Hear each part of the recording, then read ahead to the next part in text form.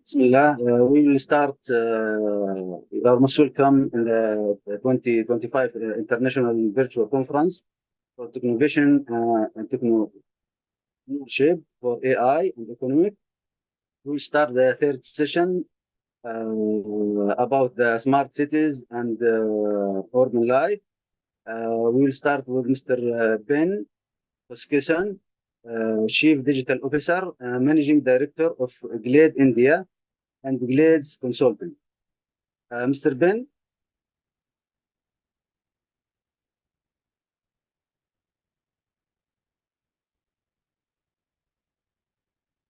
could you check, Doctor, about Mr. Ben?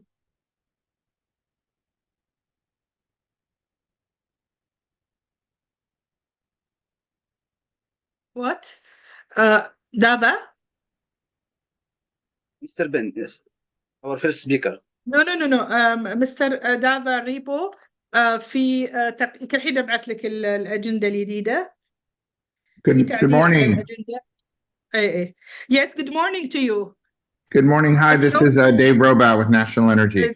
Yes, Dava. The floor for you and the mic with you. Go ahead and present your slides. Okay. Can you see these slides okay? Yes, it's okay. First, Mr. Great. Alex, the founder and CEO of Business Core. Go ahead, Mr. Alex. Okay. This is Dave Robow with National Energy.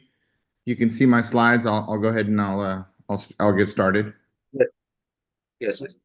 So thank you so much for the opportunity. I'm coming to you live from Florida here in the United States. I'll talk a little bit about smart cities and infrastructure and how we're using technology to reimagine urban life.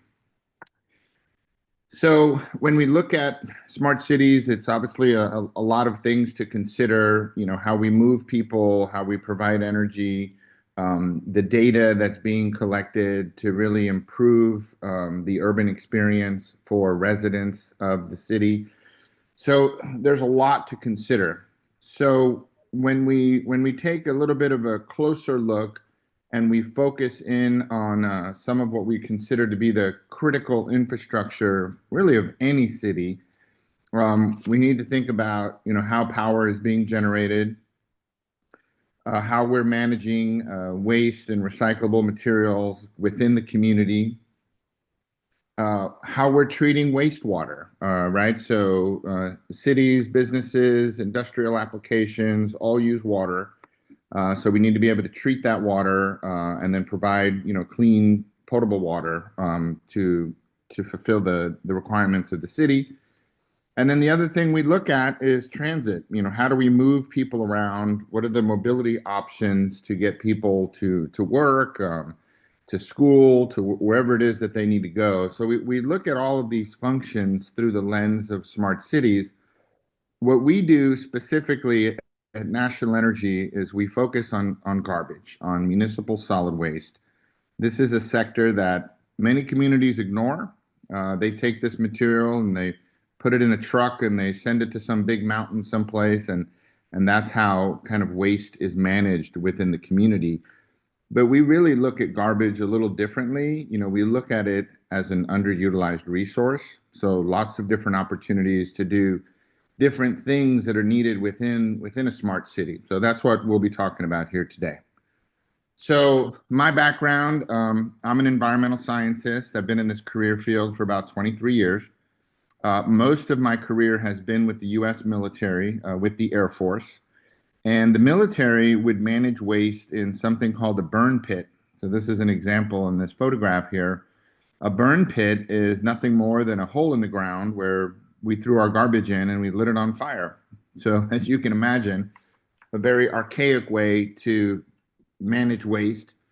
What I learned during this experience is that when you address this global issue of garbage, it's really a crisis. We're generating 2 billion tons of waste that went to a landfill last year. And the United Nations predicts a 70% increase by the year 2050. So lots of challenges around waste. But really, as a society, we've been addressing this all wrong. Waste is really a resource, and we've developed this waste-powered energy microgrid that can provide baseload power for cities, for commercial entities, for military installations that are interested in increasing energy security. Okay, so most communities try and address this issue with manual labor and people sifting through garbage, pulling out whatever valuable materials are available in that waste stream to the best of their ability. The media here in the United States will lead you to believe that recycling is broken, but it's really the approach on how we've been addressing this issue. Because as a scientist, I can tell you, when you start looking at the composition of these material streams, the majority, and I would say upwards of 90%, has value. We're just thinking about the problem differently. So using technology, which is what we do, and I'll talk about here in a minute, we can extract these valuable materials that are so important to put back into your domestic supply chains. This is how a nation revolutionizes its industrial base by bringing aluminum and copper and rare earth metals and even plastics back into their domestic supply chains. But about 2/3 of this material has calorific value, which means we can convert it into a form of energy, which I'll spend a little bit of time talking about. So what if garbage could be reimagined as actually a solution to the environmental challenges for smart cities? So what we do as a company is we start with unsorted waste. Whatever you produced last night and you no longer want in your life comes to our facility.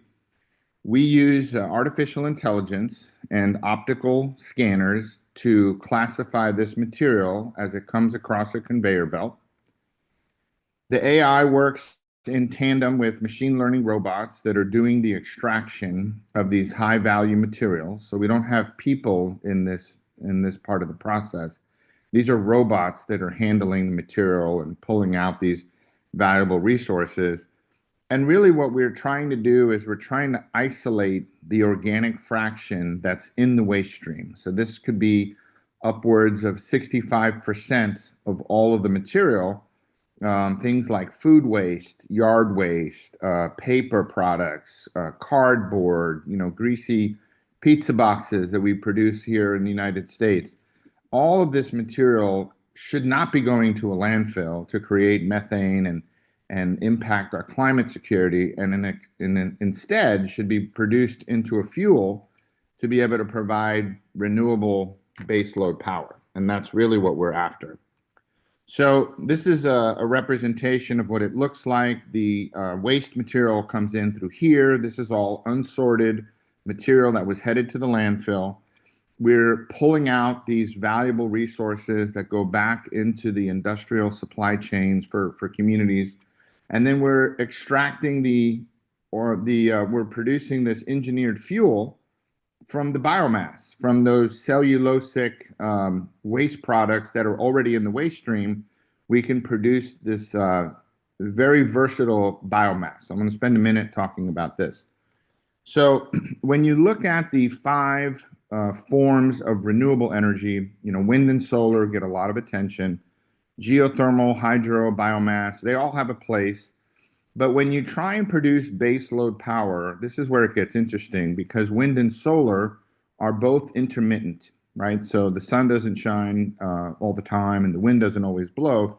But what we can count on for baseload power are these 3 down at the bottom: geothermal, hydro, and then the biomass that we're talking about. But now when you look at the versatility of this biomass, you can produce a heat load. So if you needed to power a wastewater treatment plant in your smart city, you can do so from the garbage that's being produced there. If you want to generate electricity, clean renewable energy, we can do that through a number of different technologies. If you wanted to produce a compressed natural gas to run your bus fleet, we can do that with biomass. And then lastly, if there was interest in creating a sustainable aviation fuel to help decarbonize the aviation industry, Garbage is yet again the answer. So when we talk to municipalities around the world, what we see is that they're spending millions of dollars every year just to move the waste, to put it into a hole, to let our grandchildren worry about the problem. When in reality, using this type of technology, the organic fraction can be produced to power these smart cities of the future. And it's not just municipal waste. We can take storm debris, certain types of construction waste, potentially even the sewage sludge that comes off of these wastewater treatment plants. So what I'm hoping to explain here is that we're no longer needing to import these raw materials to be able to produce the things that we need to be able to power a smart city of the future. We can actually use the available materials that are actually being produced within the city. So every city around the world produces garbage, some more than others. Some have more effective means of handling their waste than others, but they all produce waste. That's one constant thread that we have found, regardless of where in the world we're talking to potential customers, is they're all generating waste. Most of these cities are growing, which means they have a very strong construction sector. So things are being built, things are being remodeled, producing a high volume of construction waste. Well, the organic fraction in the construction waste stream can also be used to produce power. And some nations are impacted geographically by where they are, and they produce a lot of storm debris.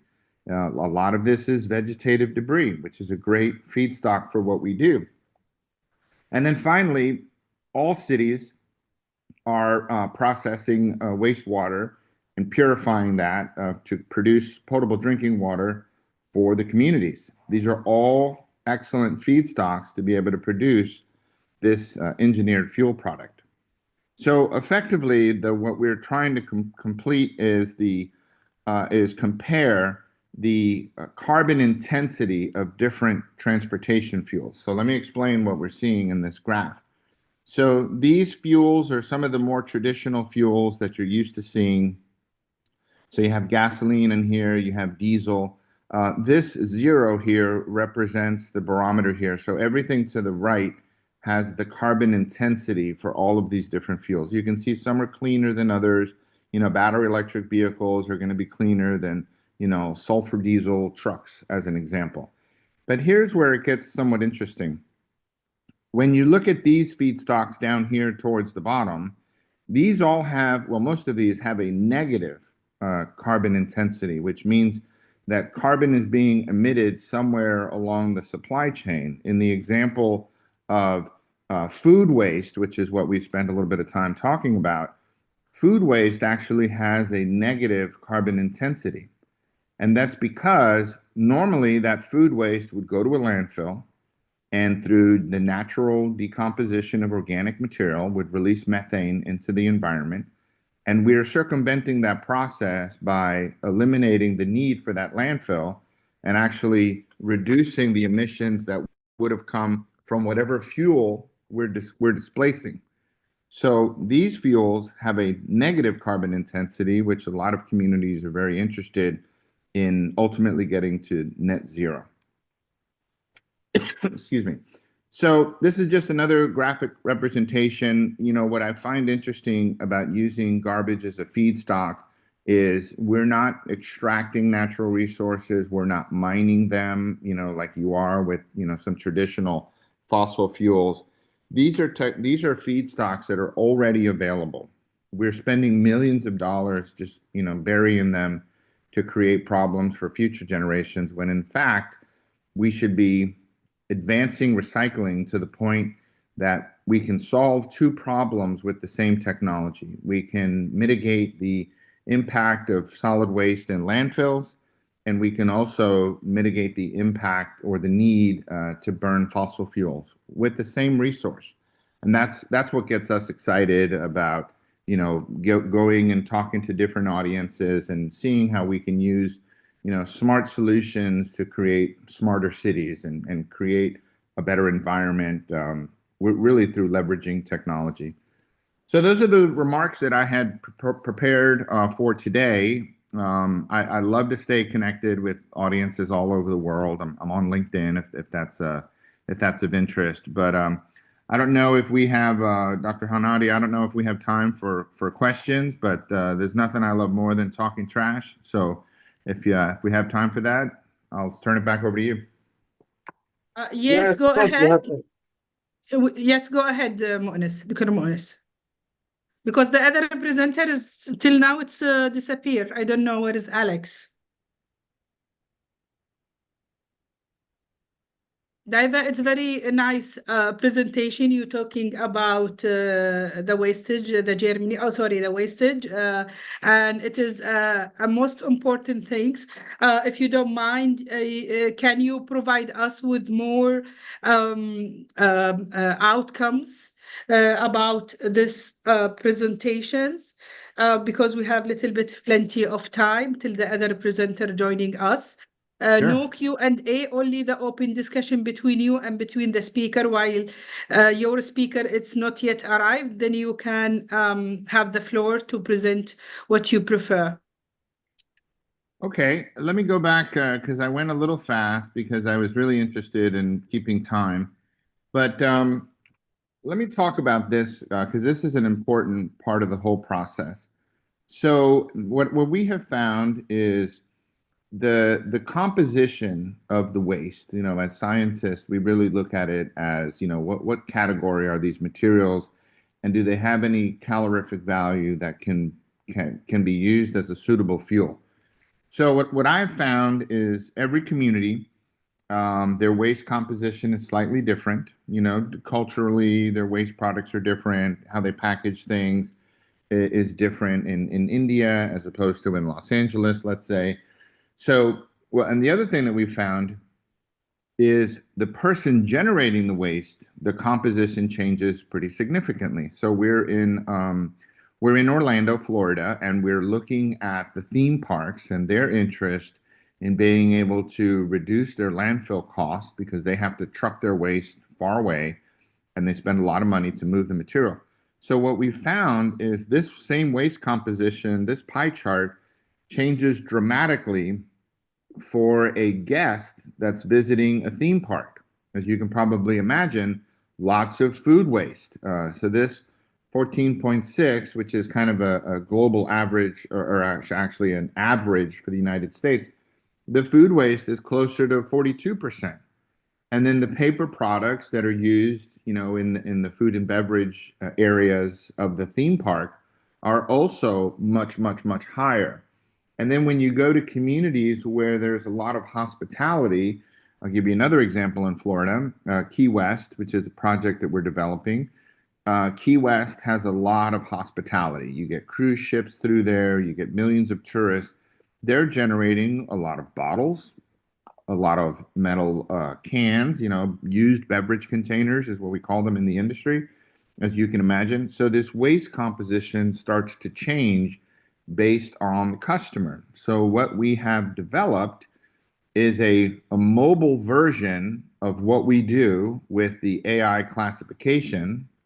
And inside of a shipping container, we take this same equipment with the conveyor belts and the optical sorters, and we use it to identify the waste. So in this example that I'm talking about here, we've developed a mobile waste characterization unit so that we can take this to the customer and run their material samples through our process to ultimately develop this composition that's unique to that particular customer. So we drive a lot of decisions from this information here. This data is important because it helps drive the decisions on what type of equipment the customer ultimately needs. So it's not unlike a doctor who doesn't, you know, create a diagnosis without evaluating the patient. This is how we evaluate the patient. We run this composition analysis to determine what are the challenges that this specific customer is having. This could be a place in the Caribbean where they have a lot of storm debris. So maybe these yard trimmings and things like that are a larger percentage. Maybe it's not 13.5%, maybe it's 40%, because of all the storm damage that they get in the Caribbean. So now we have to design the equipment for that particular customer. And we also use artificial intelligence to help us to design a more efficient facility for that customer based on that customer's data and what the data is requiring. We use AI to help build that system. So I use this example here. All of this is driven by the customer demand. So one customer in Key West that has a strong hospitality sector that generates a lot of used beverage containers, right? Beer bottles, wine bottles, beer cans, whatever. This piece of equipment may have some additional components to be able to handle that large influx of used beverage containers, as an example. So for us, it's really about data. The other thing, I guess, that I will mention, since we have a little bit of time, is some of the major brands. These are household brands that you would have heard of, like Pepsi Cola, Starbucks, Frito-Lay. These big brands are very interested in how much of their material is actually being recovered. So you take Pepsi as an example. Pepsi knows how many plastic bottles of soda it produced and sent into the world. This data allows them to capture how many of those bottles came back, how many of those bottles were recaptured and recycled. So for the big corporate brands, we're finding that they're highly interested in the data that we're able to produce from landfill diversion and recycling. So there's an interesting component that we hadn't thought about originally, and that's where the customer is telling us, hey, these are some things that are really important to us. How many Starbucks cups did you process at Disney World last year? We know how many we produced. How many did you process? And that allows them to meet their ESG goals by being able to use third-party data to say, hey, here's our diversion rate. We sent 20 million Starbucks cups into the theme park, and we got 19.4 million back. So we have a very high landfill diversion rate. So that's just some examples of some different technologies and some different value propositions that we can offer when we start talking to customers like that.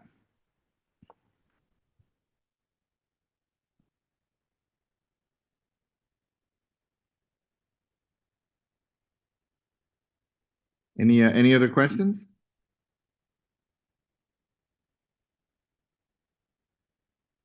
No. Dr. Mu'nis, did you have any feedback? Unfortunately, the other presenter, it's not yet joining. We don't know what is happening, and we didn't receive any apology about that. Well, Can we start with Mr. Brian? Yes, sir. Go ahead, Mr. Dave. Well, I was just maybe going to add a little bit of, because I went through this slide pretty quickly, but Yes, to me as a scientist, this is my favorite slide, because here I have to remind people that we started out with garbage, right? We started out with things that people literally don't want in their life anymore, and they don't want them in their life, and they're willing to pay to get rid of them. So what we've done with this solution is solving the first issue, which is landfills. Landfills, I always like to joke, landfills are my mortal enemy in life. My job is to put landfills out of business. So we're solving that issue with very high recycling rates, right? 90% of this material has value once we run it through our technology. So very little material is going actually to the landfill at the end of our process. We're not yet at 100% recycling, but we're getting there. But the point that I want to emphasize is, look at how much value is in your garbage. And most communities don't give it a second thought. For most communities, it's all about how quickly can I get this garbage off of the streets into a truck and into some big mountain out in somebody else's community. So we're almost like we're exporting our pollution to, in some cases, to third world countries, because that does tend to happen. But here, I don't even call it recycling. I call it upcycling, because now we're turning that material into something more valuable than how it started. And again, regardless of the type of energy that you need, whether it's electricity or whether it's a thermal energy that you need, I mean, we can convert the organic fraction of garbage into hydrogen, which is something that the military is very interested in. And that's where we're seeing a lot of success, is when you have a customer that is, number one, producing a large volume of waste, and number two, has a high demand for energy. Alex.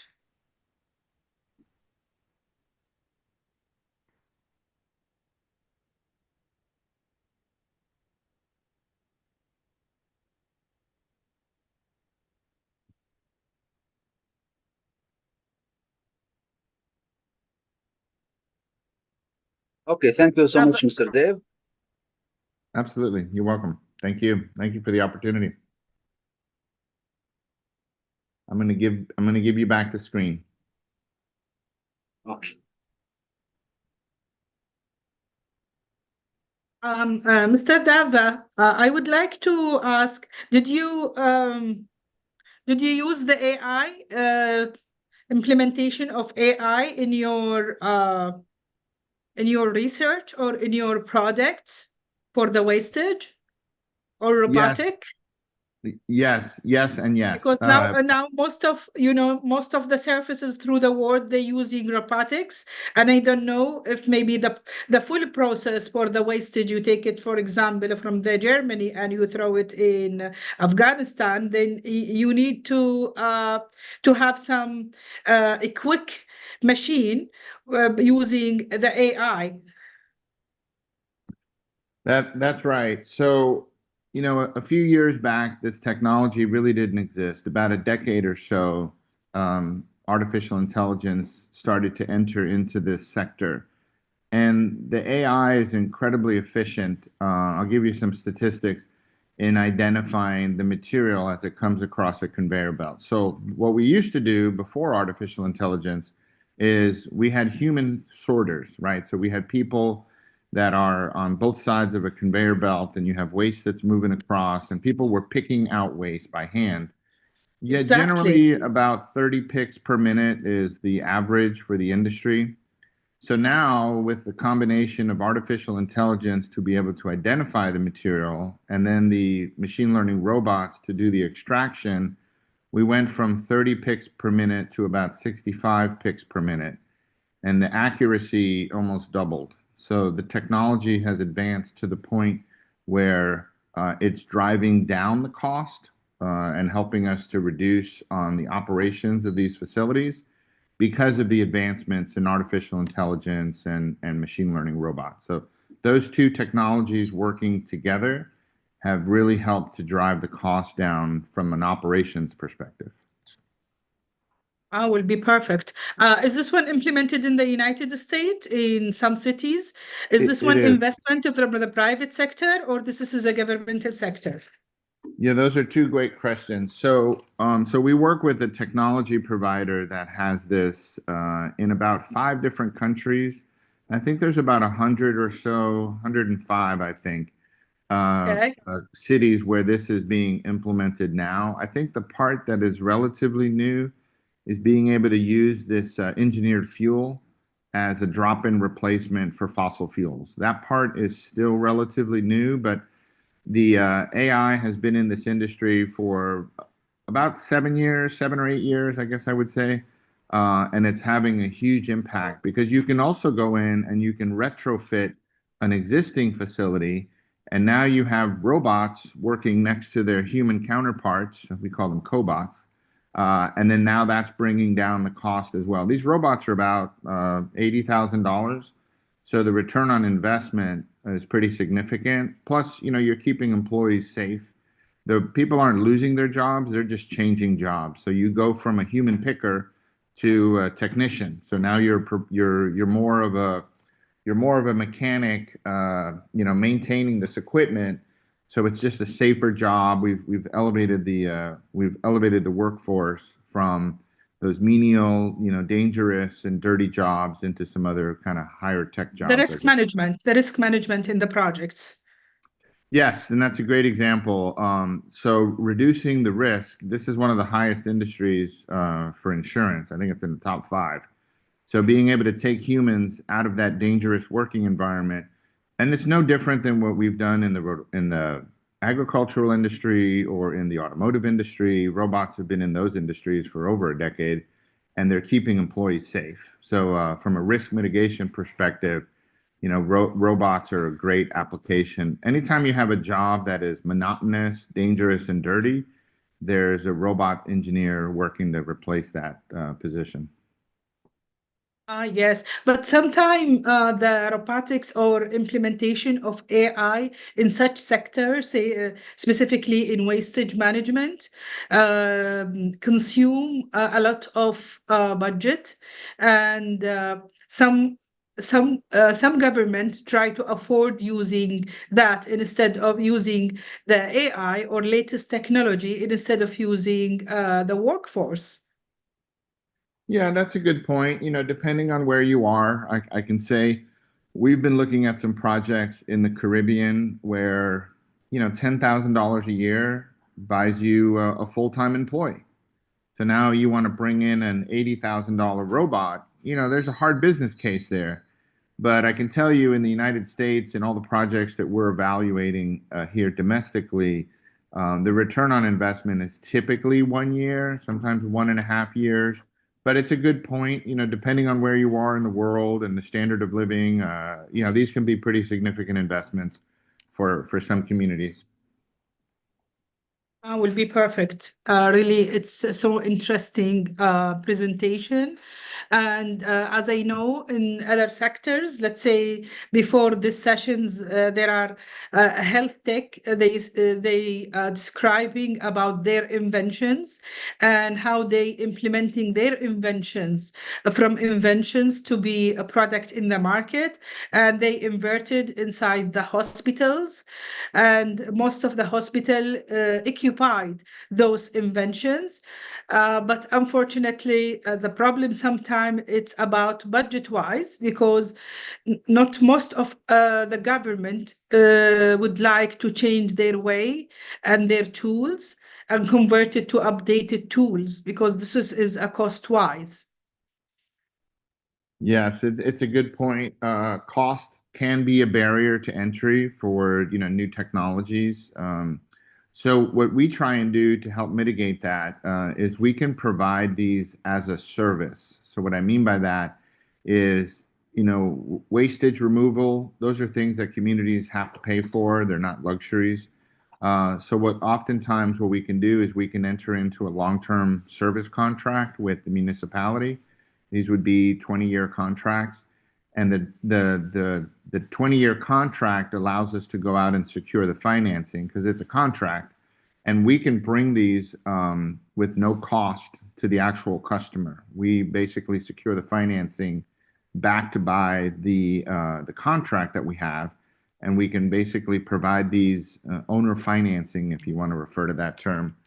So that's something that we can offer as well under the right circumstances. Perfect. Did you have you working with the government, Dava, right? Or you have Yeah. or your own company? Yeah, so our company's National Energy, and we work with government customers, whether it's federal or municipal government, but sometimes it's commercial. Sometimes it's commercial customers that are interested in both reducing their waste. And you have a large project with the government. Yes, so our largest project right now is actually with the U.S. Navy. We're developing a project in Florida that's going to take all the waste that's generated from the municipality, and then the Navy is going to buy all the energy. So we take those two contracts and we can go out and secure the financing through our financing partner. And now we're providing the solution, and the customer is really not paying anything more than they were already paying because it becomes a service contract. Is any strategy for the wastage in the United States? You transfer it from one city to other city, or you drop it from outside United States, or recycle it only? because some countries they recycling the wastage and getting some value from those wastage, specifically even though with the water. Or some countries, same as us, in the Gulf region, we throw most of the wastage in the sea, and we dump it there, and we're doing some type of circulations for those wastage. Yes. So there are some countries that do this very effectively.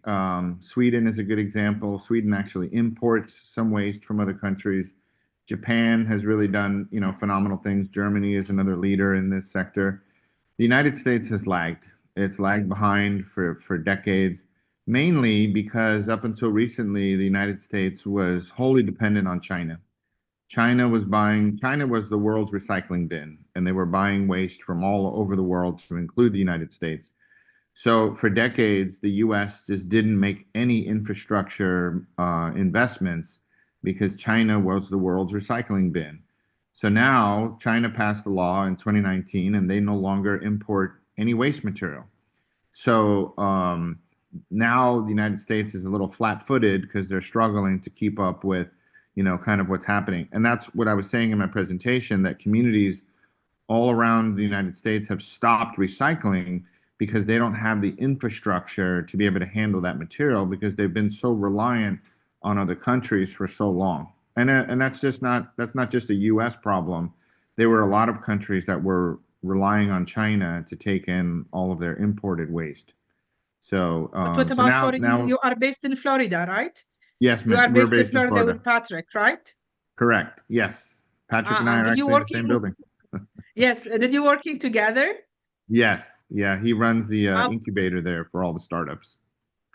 okay, okay. And what is the program for your incubators? It's post incubators or pre-incubators?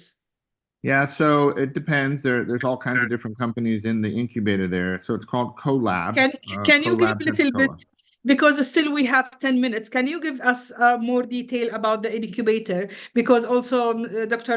Mu'nis, one of the entrepreneurs ecosystem, he working in the entrepreneurial ecosystem. Are you able to present some things about your incubators or the Well, program? I'm happy to talk through it. I can give you some details just having lived it, so I can give you kind of a firsthand account, if you will. Here in Florida, so we're located in Northwest Florida, and Escambia County runs an incubator program that we call CoLab. So CoLab was really set up for, kind of technology-based companies, and we have a few that are in the building that work on all kinds of things, cybersecurity, some are service-based companies, and then of Yeah, course, hello. Yeah, hello. and then of course, companies like ours that are solving, some of these kind of bigger global problems. So it's a 5-year program. So the expectation is that in year 4, or year 3, I guess, year 3 or 4, you're already producing revenue. They provide you with office space, which is nice because, when you're starting out, you don't have the resources, to support some of the infrastructure that you need. So the CoLab space provides you with mentorship, which that's where Patrick and his team come in.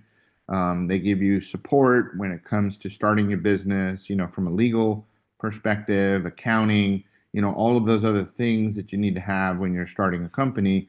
But the expectation is that in year 3 or year 4, you're generating revenue.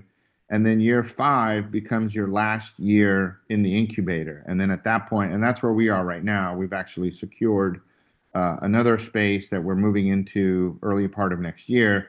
We're in our 5th year next year. So the expectation is we will move out and then another company will come in. But let me say this about these accelerator programs. They're so important for young companies that have a good idea, but they've never been an entrepreneur. They don't know all the things that are involved. They're subject matter experts in their industry, but they don't have all the tools that they need to be able to run a business. So these incubator programs and these accelerator programs are so important because it gives you the foundation. And then the building itself is kind of like its own ecosystem. So, like for instance, companies trade services. So it's almost like the barter system. Somebody needs a website, and then there's a website designer in the building, and that website designer needs accounting services. So they kind of trade their services back and forth. So it becomes very communal. I will tell you, it would have been very difficult to launch our company without this accelerator because we didn't know what we were doing. We had some technology, it hadn't been fleshed out yet. We didn't know all the legal requirements around it. We didn't know how to file patents, So these incubators, and there's a lot of them now, are really helping to support the innovator, to support the entrepreneur with all of the resources that they don't know and they don't even know that they need. And then the other thing that it does is it creates a network of investors. So now every community, has some investors, whether they're angel investors or venture capital firms or a little bit more, organized. But now when you're bringing all these innovative startups into one building, now you're attracting the investment community and they're taking a look because, investors want to put money into companies and they want to make a return.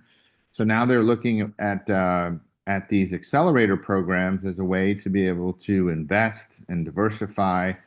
And a lot of these venture capital firms and these angel investors are entrepreneurs themselves. So they know what it's a struggle to raise capital and grow your business and attract customers, et cetera. So we start building this investor network of that are kind of part of the accelerator ecosystem, and then they help to support one another. So we get great mentors, we get great advisors, and then oftentimes you get investors that are also say, "Hey, I really like what you're doing, and I want to support you, and here's a check, and let's accelerate the growth of your company." So it becomes really an ecosystem where everybody's learning from one another. Everybody's it's very communal in that sense. Patrick does an amazing job of keeping everybody engaged. We have a little once a month luncheon we call Taco Thursday, and all the entrepreneurs talk about their journey and kind of where they are in the process. So I always encourage those, for communities that are interested in building their ecosystem, working through partnerships is kind of how this one got started. So every community has an opportunity to build an accelerator, even if it's small with 2 or 3 companies. They grow over time. So we've had a great journey. We're very thankful to Patrick, and the CoLab program has really made a difference, at least for us, for National Energy.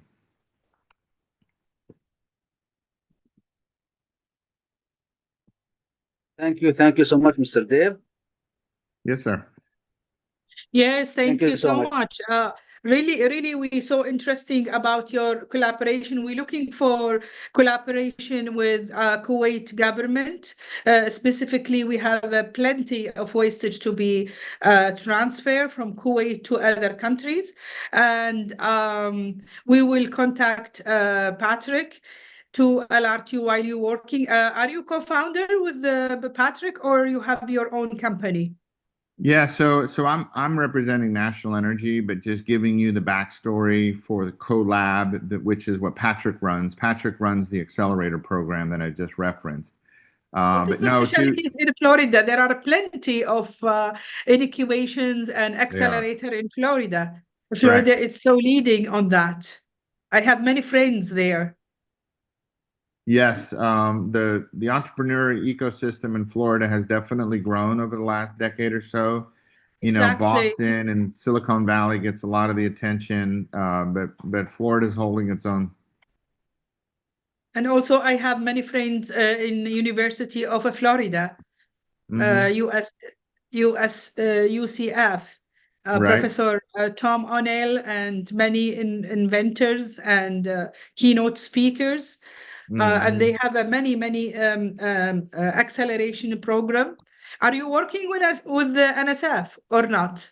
No, not yet. So you mentioned the universities, and those are fantastic partners for lots of different reasons. We are working with the university here in Northwest Florida called the University of West Florida, And as you can imagine, like many universities, they have lots of researchers that are publishing work, finding the right department, getting assistance with patents, working collaboratively with the university for grant funding through NSF and some other programs.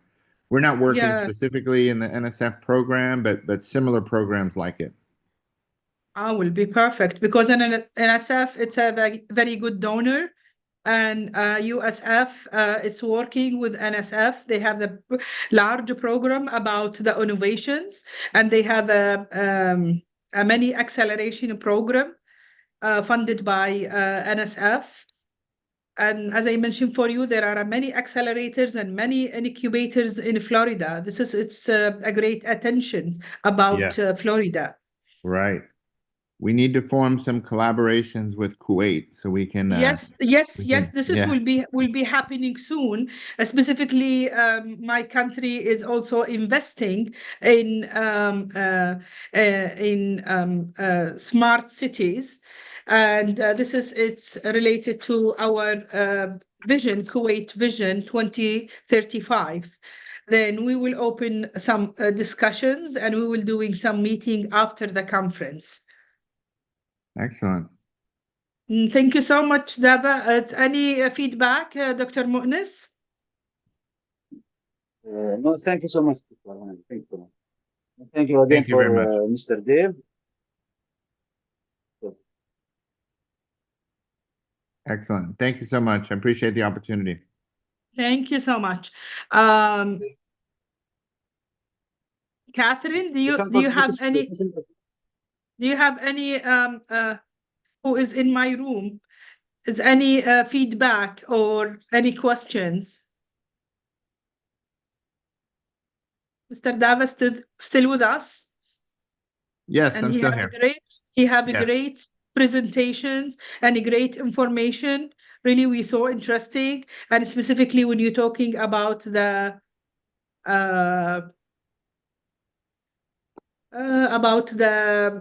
accelerators and incubators. It's my specialization. I like it so much. Thank you.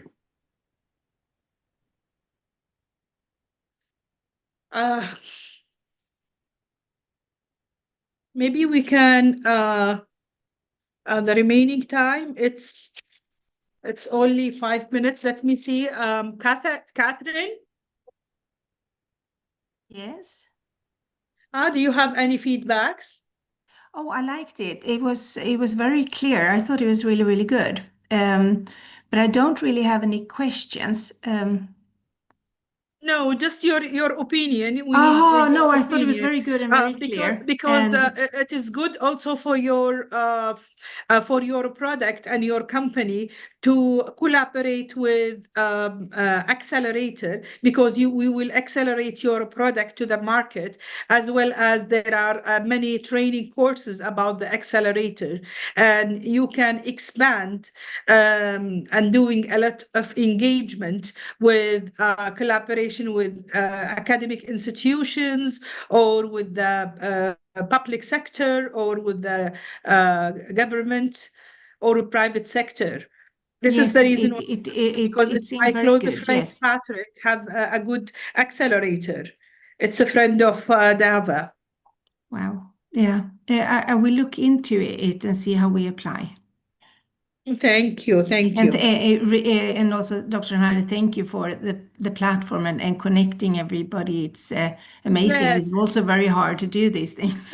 So well done. But our conference we can announce, and everybody knowing, Mr. Dava, it's new. We have Hoover platform, and Hoover platform this is the reason why my protocol in my conference, no Q&A. There are an open discussion between the speaker in the same track, same what you do in your sessions, because the Hoover platform connecting all the speaker with all audience. Then I don't want to waste time, because maybe some audience asking very trivial questions, and we are here dealing with the expert and practitioner. We are here not in the school to teaching the other or giving some explanation, a trivial explanation. This is the reason why I leave it open in the platform. You can connect with any speaker, with any audience through the Hoover platform.